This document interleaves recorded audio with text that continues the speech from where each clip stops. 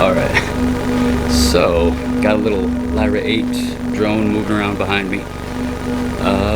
And what I'm going to do is just start building this little patch. I've been working on how I want to use these clock dividers, and I put 16 here, the clock divider 16, which I believe is 64th division, but it's all relative to whatever your BPM is. I like to keep that one on a switch so that I can kind of just throw that at the hi-hat or the snare whenever. Here's how we're going to do it. So we got 8 going into this attenuator along with 2. So I like to do 8 and 2 together into one attenuator. Alligator clip sometimes get goofy. There we go. And I send that to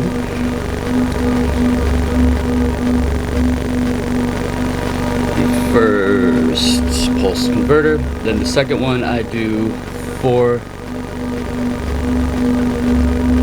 I don't know why I say I do. This is what I like to do, what I did the other day, and I really enjoy the outcome of, I guess is what I mean to say. This is what I did the other day. And this one is both going to go to this as well, to the first pulse converter, but it's also going to come out to the inverter, the pulse inverter. And that is going to go out. And I don't use any CV on it. It works without CV for this application. And so, finally, I connect. Let's see, I like to just throw in a couple, like, really delayed ones. Clocks, just to kind of mess with the snare a little bit so it's not too quick. So, what I've been liking to do is put the 16, or the 64th, 16 and 0.5 together. Jeez Louise. A lot of numbers. Alright.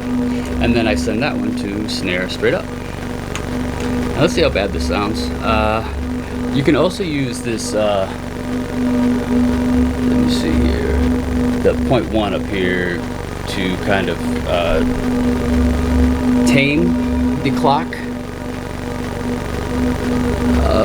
for a kick drum.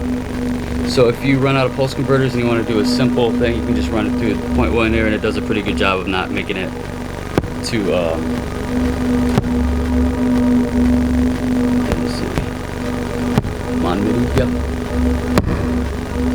So see, it tames it down so it's not like, it's not a, yeah, just it sounds like a drum. Anyway, moving on to this, I'm going to connect the first pulse converter, the top pulse converter, to the hi-hat. Keep the volume down on that so it doesn't kill our ears.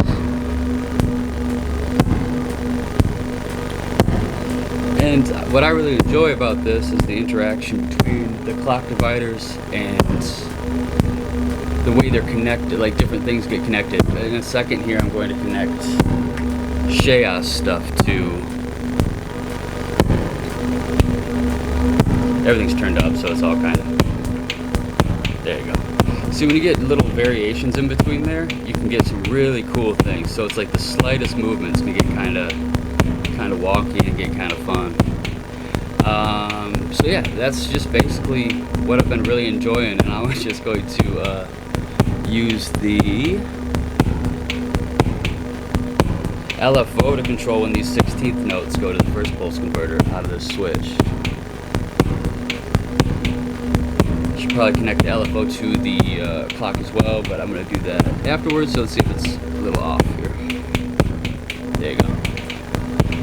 See, I just think that's so much fun, and maybe I should even put that into an attenuator too. I got this free attenuator. I was thinking I might put it into that, but I just like how you can get some quick rhythms in there. I was using the 16th kind of mixed with something else, but I keep calling it the 16th. The 16 clock divider 16. That's division 16, which is a 64th note, relatively.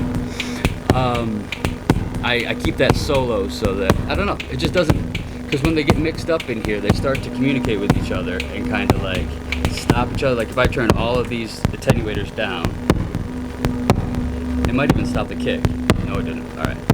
But it stops everything, and then you can't even bring in a hi-hat really without bringing in all of them. If that makes any sense. I'm very, I couldn't even tell you what I think this is a resistor, this is a capacitor of some kind. I'm not really sure. Capacitor, 0.1 capacitor. I am very ignorant, but I do know what it does, what it sounds like right now, and it sounds kind of fun. So I'm going to connect the LFO to the longest clock divider, 0.25. Where am I at? There we go. And that'll just get that a little more under control. And what's cool is if you pump this up too, you can get a little more out of it.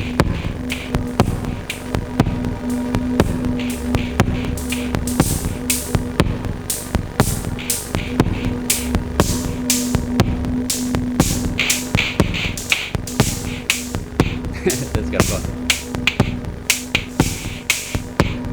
And that one gets a little long. I can close that up a little bit. But what I was doing with the shafts as well. Oop. Get on there. Oh, wrong one. Alright, so with the shafts module and the base, let's get this mic over on me. I'm probably really quiet. The shafts module and the base.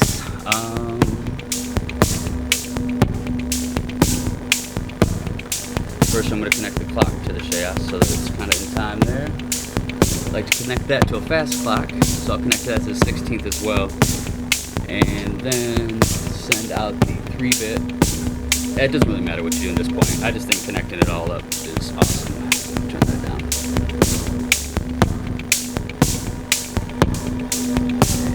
And I personally sometimes I just crisscross them. So I do the 1-bit direct and the 3-bit sample and holds into one or the other, and then flip-flop that. Actually, yeah. And I'll throw this one up here. Alright. I hope all this makes sense and my head's not in the way the whole time.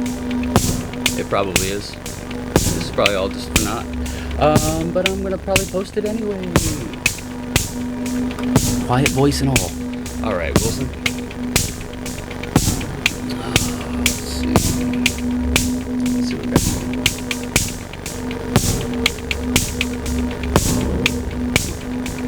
Get that reverb up a little bit. Make sure it's on CV.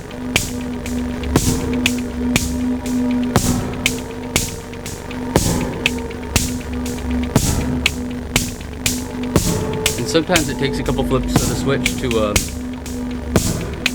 to get some stuff that you like.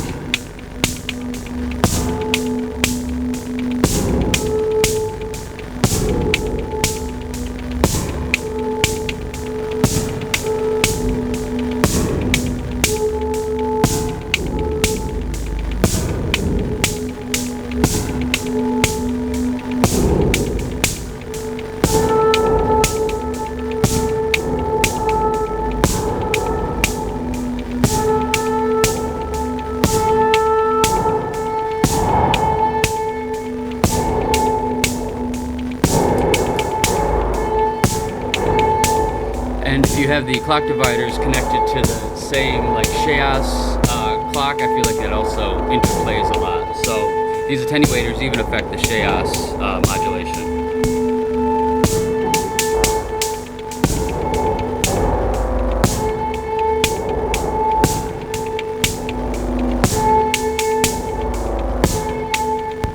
See? If I turn that attenuator all the way down, calms it down, open it up. So you can get a lot of variations through these attenuators, and you can have a lot of fun, especially if you mess with the LFO. And I haven't even messed with the modulation of the sound yet. I mean, you can even, then you start adding in different feedbacks and whatever. I'm going to keep it short, going to keep it to that. I just wanted to show you what I'm doing right now. Let's have some fun real quick.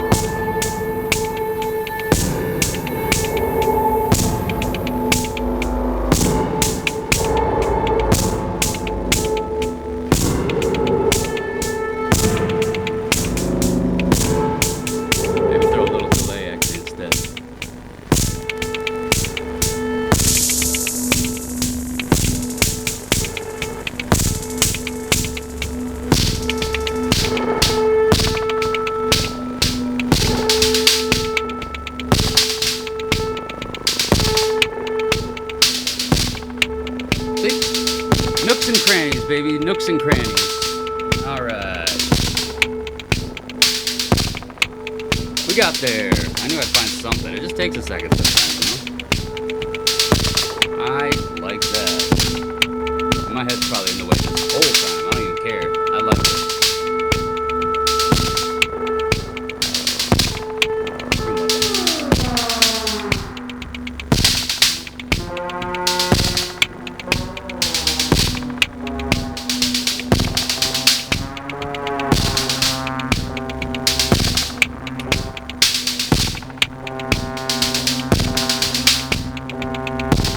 Alright, here's what I'm gonna do. Making this video longer than it needs to be. I'm gonna put this one down here. This one up here.